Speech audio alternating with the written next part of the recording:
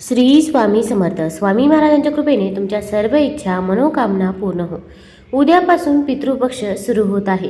या पितृपक्षाच्या काळामध्ये आपण जर काही सेवा केल्या, काही उपाय केले तर ते खूप म्हणजे खूप प्रभावी ठरतात. हिंदू धर्मात पितृपक्ष अत्यंत महत्त्वाचा मानला जातो.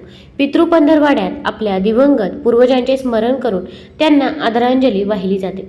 साधारणतः भाद्रपद पौर्णिमा ते आश्विन कृष्ण पक्ष अमावस्येपर्यंत असा 15 ते 16 दिवसांचा पितृपक्ष असतो. या काळामध्ये पूर्वजांच्या आत्म्याच्या शांतीसाठी श्राद्ध घालतात. श्राद्धविधीमध्ये पितरांना नैवेद्य, पिंडदान आणि इतर धार्मिक विधी देखील केले जातात. आता आपल्याला या पितृपक्षाच्या काळामध्ये दही भाताचा अत्यंत साधा आणि सोपा उपाय करायचा आहे. तर आता एक उपाय करायचा आहे, तो उपाय तुम्ही रोज करू शकता. तसेच दुसरा उपाय करायचा आहे, आपल्या पूर्वजांची ज्या दिवशी श्राद्धविधी असेल त्या दिवशी तुम्ही हा उपाय करायचा आहे. आता हा उपाय केल्यामुळे आपल्या घरामध्ये जो काही पितृदोष आहे तो पितृदोष देखील संपेल. भरपूर वेळा आपल्या आयुष्यामध्ये अडचणी, अडथळे येतात, ते काही संपायचं नाव घेत नाही.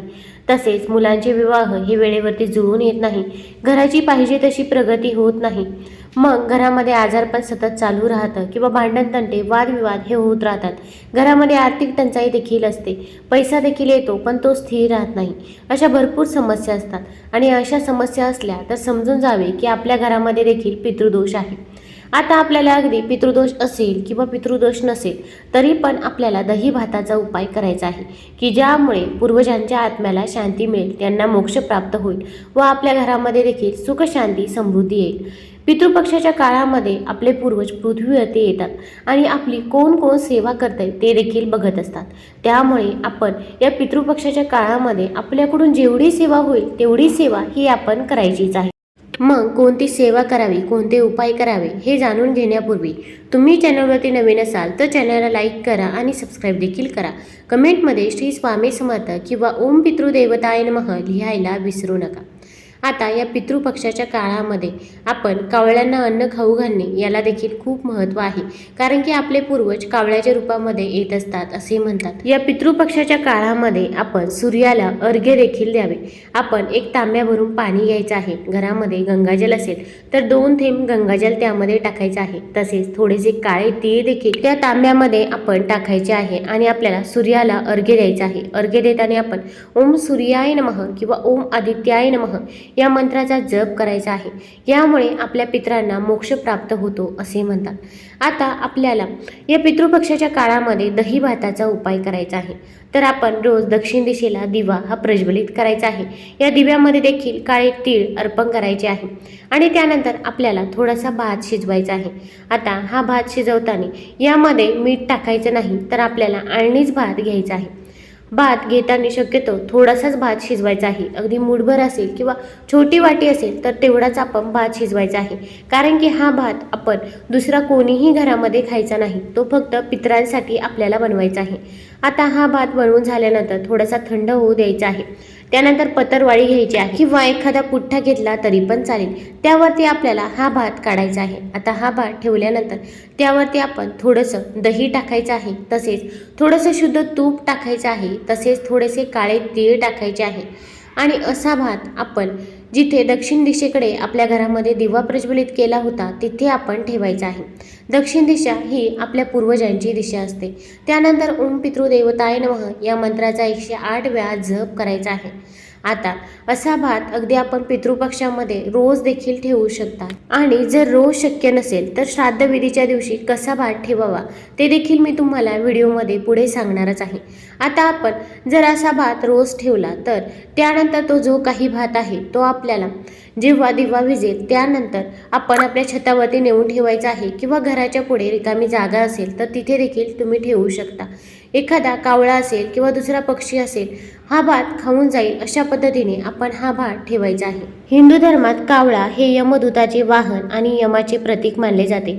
यमराज हा मृत्यूचा देव आहे असं मानलं जातं. पितृपक्षात पितरांची आत्मा पृथ्वीवर येतात आणि कावळ्यांच्या रूपात अन्नाचं सेवन करतात. जेव्हा आपण कावळ्यांना अन्न देतो तेव्हा असं मानलं जातं की आपण आपल्या पूर्वजांना संतुष्ट करतो आणि त्यांच्या आत्म्याला संतुष्ट करत असतो असे म्हणतात. तर आता आपण कावळ्यांना असे रोज अन्न देऊ शकता. तसेच आता जेव्हा आपल्या पितरांचे श्राद्ध असेल त्या दिवशी देखील आपल्याला दही भाताचा उपाय आवर्जून करायचा आहे. तर तो उपाय कसा करावा तर या उपायासाठी देखील आपल्याला भात हा शिजवून घ्यायचा आहे. मूठभर असेल किंवा थोडासा छोटासा ग्लास भरून भात शिजवून घ्यायचा आहे. थंड झाल्यानंतर त्या भातावरती आपल्याला थोडंसं दही टाकायचं आहे. त्यानंतर थोडेसे काळे तीळ टाकावे आणि या भातावरती आपल्याला हळदी कुंकू देखील अर्पण करायचं आहे. आता आपल्या घरामधील पहिल्यांदा दक्षिण दिशेकडे हा भात ठेवायचा आहे. त्यानंतर आपल्याला पूर्वजांचे स्मरण करायचे आहे. पूर्वजांकडे आपण माफी मागायची आहे. घरातील लहान्यांकडून मोठ्यांकडून जर तुमची कोणती सेवा झाली नसेल किंवा एखादी चुकी झाली असेल तर आम्हाला माफ करावे, पण इथून पुढे माझ्याकडून जशी होईल तशी मी तुमची सेवा नक्की करेन, असे आपण पूर्वजांना म्हणायचे आहे. तुमच्या पूर्वजांची नावं आठवत असतील तर त्यांची नावे देखील तुम्ही घेऊ शकता किंवा तुम्ही ओम पितृदेवताय नमः, ओम पितृदेवताय नमः या मंत्राचा जप 21 वेळा करायचा आहे. त्यानंतर त्या भाताचे दर्शन घ्यायचे आहे. अगदी घरातील लहान असतील मोठे असतील सर्वांना दर्शन घ्यायला सांगावे.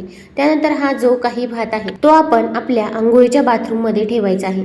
आता आंघोळीच्या बाथरूममध्ये हा भात ठेवताना आपलं आंघोळीचं बाथरूम हे कोरडं असावं याची काळजी घ्यायची आहे. तसेच आपण एकदा भात ठेवल्यानंतर त्या बाथरूममध्ये कोणी जाणार नाही हे देखील लक्षात ठेवावे. मग आपली मुलं सारखी विचारत असतात की आई तू काय करते, त्यापेक्षा तुम्ही अगोदरच त्यांना या गोष्टी सांगून ठेवाव्यात. कारण की आंघोळीचं बाथरूम असते जिथे पाणी जाते तिथे देखील पितरांचा वास असतो असे म्हणतात. त्यामुळे आपण आंघोळीच्या बाथरूममध्ये असा भात ठेवायचा आहे. आता जेव्हा हा भात ठेवल्यानंतर आपल्याला आंघोळीच्या बाथरूमचा दरवाजा बंद करायचा आहे.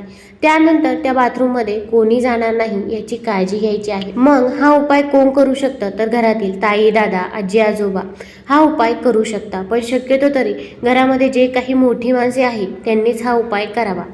फक्त मासिक धर्म असेल किंवा सूतक असेल तर या काळामध्ये आपल्याला हा उपाय करता येणार नाही. हा उपाय आपल्याला अगदी संध्याकाळी सर्वांचे जेवण झाल्यावरती आपण झोपायला जेव्हा जातो तेव्हाच आपण हा उपाय करायचा आहे. आता संध्याकाळी हा उपाय करून झाल्यानंतर आपण आंघोळीच्या बाथरूमचा दरवाजा बंद करायचा आहे आणि त्यानंतर आता आपण झोपी जायचं आहे. आता दुसऱ्या दिवशी उठल्यानंतर आपण पहिल्यांदा आंघोळीच्या बाथरूममध्ये जायचं आहे. तो भात उचलायचा आहे आणि हा भात आपण आपल्या घराच्या बाहेर घेऊन जायचा आहे. मुख्य दरवाजाच्या बाहेर जायचं आहे.